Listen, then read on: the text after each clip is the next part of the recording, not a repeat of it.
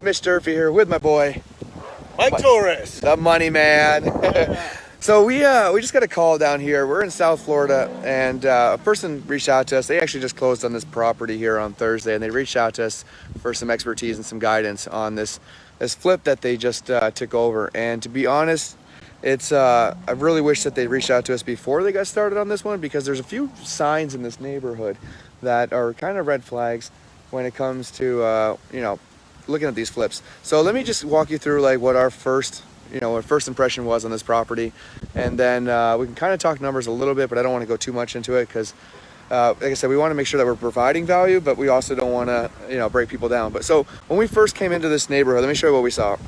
All right, so we got a house across the street that was recently on fire, so that doesn't really help the value of your house.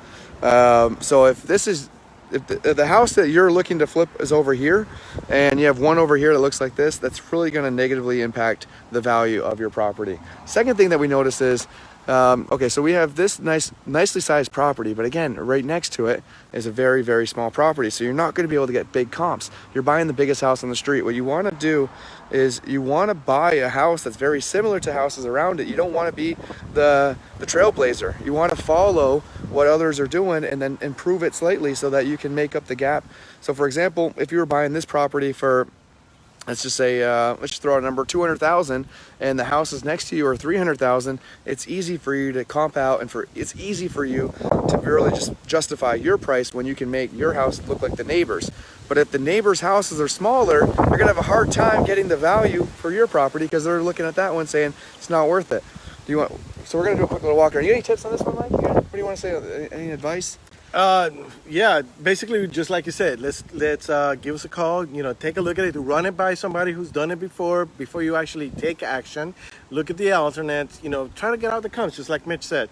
Look at the comps and base it on the properties that are in your immediate neighborhood. Right. I mean, the realtor is going to give you a comp of 1 mile. Right. But you know what? The realtor's not putting their money in it. You are. Yeah. So get your comps in the right area where you're going to be at. Yeah, and that's a great tip. Like when you're talking about looking at comps, the real estate agents, a lot of times, they are trying to just sell these properties. And one thing that I've noticed here in South Florida is a property right here may be worth X, and on the other side there, it may back up to water. So you have to look at some of these different things when you're here in Florida. So let me just do a quick walk around, and then we'll let you guys get back to your day. So this house looks like it's going to be a 3-bedroom, 2-bath. Roof's a little dated. Exterior needs some paint. It's going to need some windows. It's got the hurricane shutters on it already. So a little bit of paint. Maybe a little bit of landscaping here in the backyard.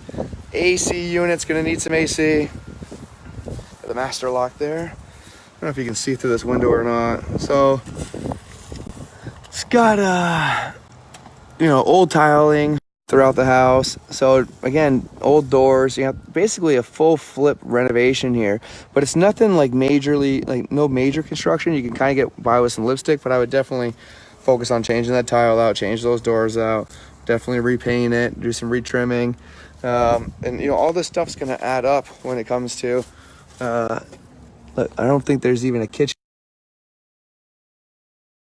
on the side. Was that anything, Mike? Because that's the bathroom over there, and the bedrooms are on this side. So unless it's in the front, we can look through there. Right, and we saw that stack over there on the other side. Yeah. So all right. We'll see when we look through on the other side. Nice. And then so here we go, walking around out back. They built in the AC. They stuccoed it in. So that'll be fun when that thing starts to fail. And then on this side is really one of the big challenges here. All right, so what you see here is you see some vents for the plumbing on the exterior of the building. Now, it vents up to here, so it's not even going through the roof. Over here, we got some exterior repair, where it looks like they just stuccoed it. They didn't really do anything with the actual block. And of course, again, a window, it's boarded up. And then again, venting for the pipe here.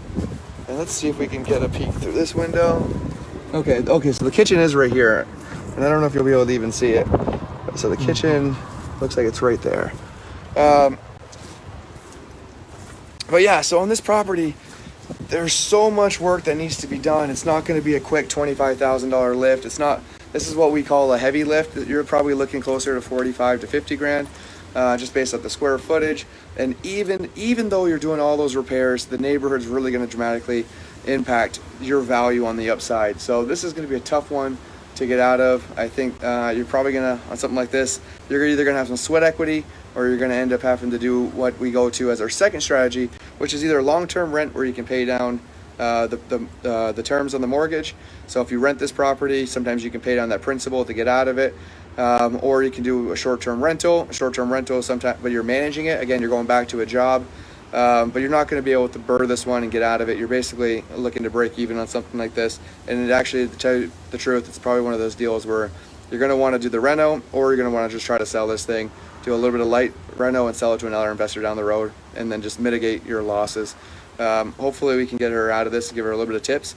But what's your tips? What would you guys do on this property if you bought something that you were hoping that the ARV was a little higher, but you weren't able to get that? Drop your best comments below on your tips. Anything else, Mike?